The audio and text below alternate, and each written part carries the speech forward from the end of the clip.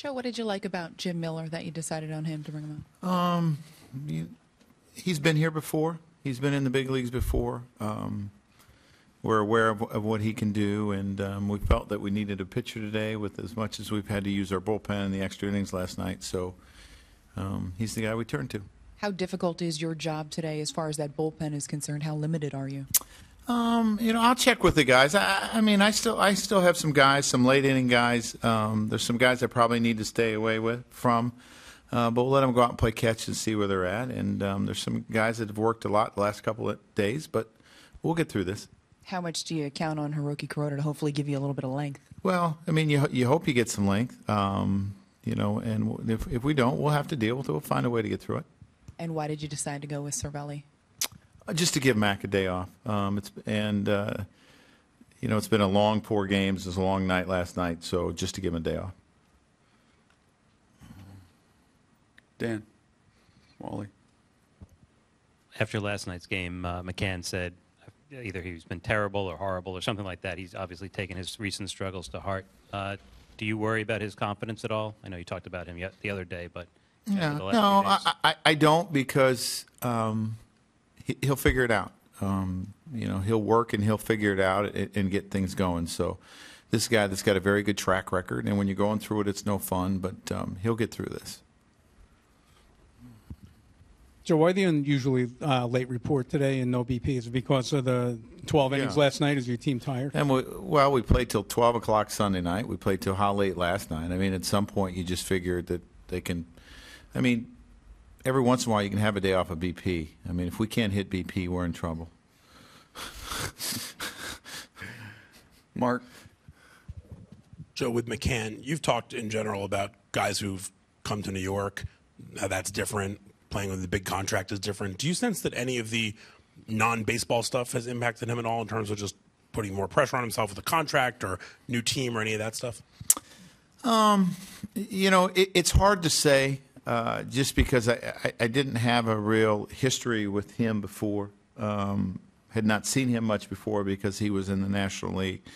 I know he's a guy that expects greatness every day, and he expects to get 3 hits every day and to have a shutout every day. And he takes a lot of pride in what he does. And sometimes you can take that a little bit too hard. But, I'm sure everything involved, you talk about coming to a new town, a new contract, learning all these new pitchers, it can be difficult. And I've said, as I said yesterday, his RBI totals aren't too bad, and his home runs aren't too bad, and I think he's done a really good job with our pitching staff. But when he looks at his average, I'm sure he's frustrated and knows that he can do better. So I don't want to just focus on one aspect of the game because he has driven in some big runs for us, and he has done a great job with our staff, and he needs to remind himself of that too.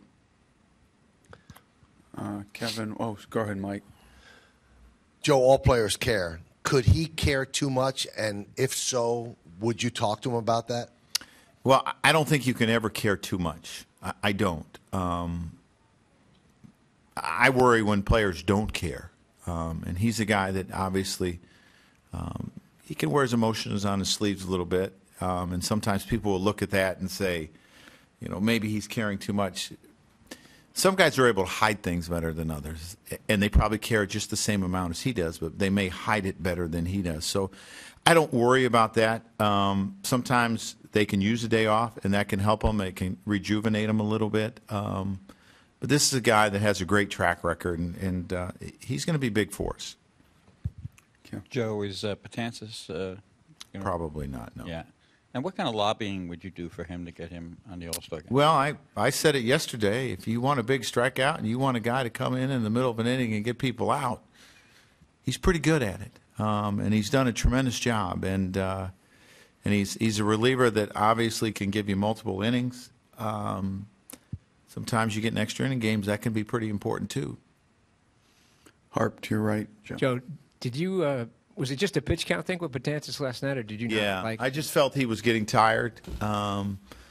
He threw a few more balls than what we're accustomed to seeing, and I just felt with the work that he had done over the week and the last 4 days, it was just time to get him out. He was saying today he felt okay, but he felt like he wasn't really finishing it. Could that be a product of being a little tired? Sure. So yeah. you got to be careful with Yeah, it? you have to pay attention. Which means a day or 2 days? Or two. Wally? Joe, if I'm not mistaken, I think CeCe was supposed to go on Thursday originally. No. Well, is he always going tomorrow? We had him going on Wednesday. Yeah, we have him. We drew out a schedule. Talked about the days that he could possibly pitch. Because he didn't throw a ton of pitches the other day, we can move him up a day, and we'll do that. And then after that, it'll be every 5 days. Sweeney and Mark.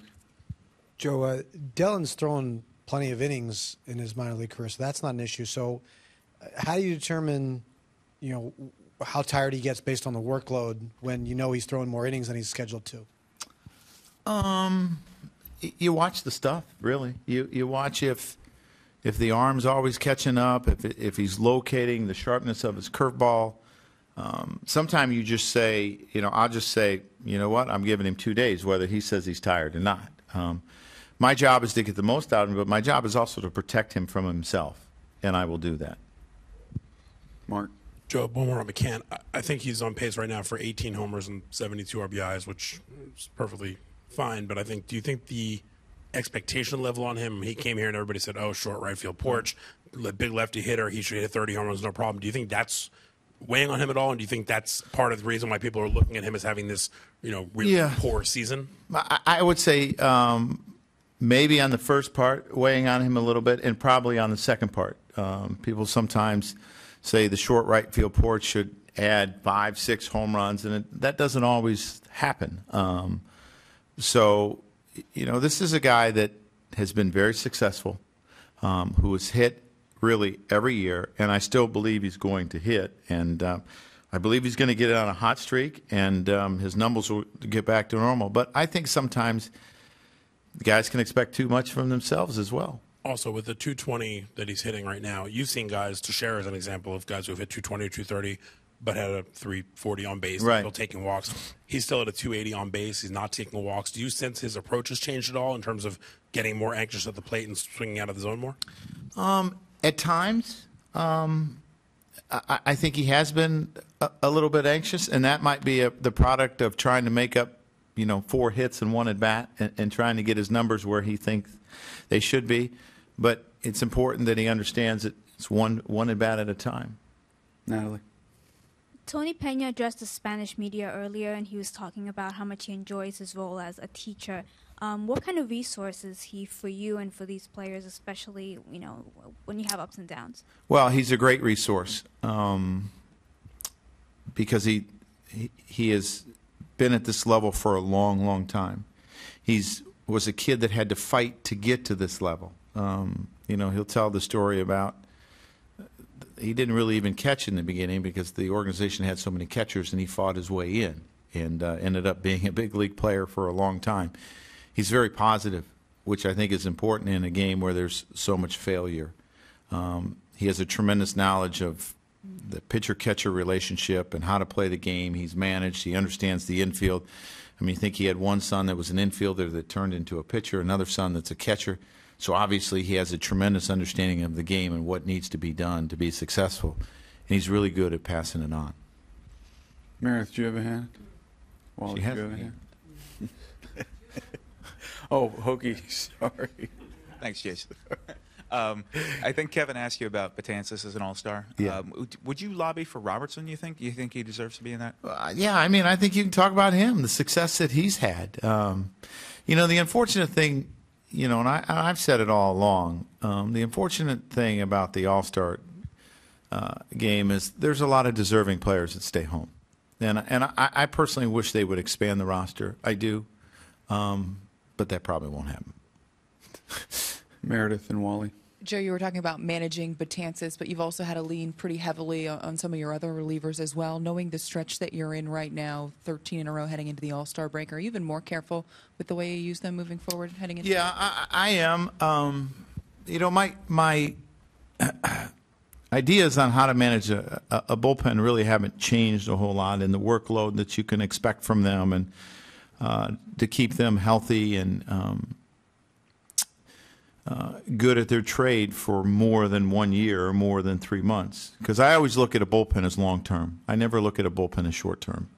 I think it's a long term project, and so I will be careful. And that's one of the reasons we had to make the move that we made, just because we don't want to take a chance that we don't have enough pitching, number one, and you use people that you don't necessarily want to use, and that's why you go make a move. Wally. Joe, just back to Betances briefly. The fact that he's a relatively new reliever and that you have to use him 2 days in a row, sometimes 3 days in a row, does that supersede? Not 3. All right, even 2 days in a row. Yeah. Does it supersede the fact that his innings are lower than they would be if he was starting? And do you have to watch him a little bit more closely? Because I do. I carefully. I watch him very carefully in the amount of pitches that he throws, and that's why you see me just say he's off 2 days, and he'd come in and tell me he feels good, and I'll say, okay, great, it's good that you feel good, but I'm not going to risk a short-term gain for a long-term. I just don't think it's fair to the organization, and more important, I don't think it's fair to the player. Because I've always said I never felt that I was abused as a player, and I don't ever want players to feel that that I'm abusing them. Joe, like McCann, Beltran, another guy with a long track record who's maybe not getting the production we're accustomed to seeing. Despite the injury and the struggles he's had, has he still been a positive influence? Have you sensed any change in his kind of demeanor? No, I think he's a very positive influence, and I think he has a lot of knowledge to offer as well. I love just listening to him when he talks baseball because he's done so many things in the game and has been so successful. So, I think he's still an asset to our club no matter what's going on. Tyler? Joe, you mentioned the All-Stars a minute ago. When you had the chance to do that in 2010, just to pick the last few spots or whatever the manager does, did you enjoy it or was it difficult? No, because I hated it. Yeah, why not? Because you're leaving deserving guys off. There's going to be guys that have had tremendous years that aren't going to go to the All-Star game, and maybe some of them, feel slighted or feel really slighted. Maybe some of them say it might be a blessing in disguise that I get the time off. But it's tough. It is really tough to make those decisions, and you don't ever want to feel like you're leaving someone off that deserves to go. That's why I wish they would expand the roster. But in saying that, if you expand the roster, well, there's still going to be that next guy all the time.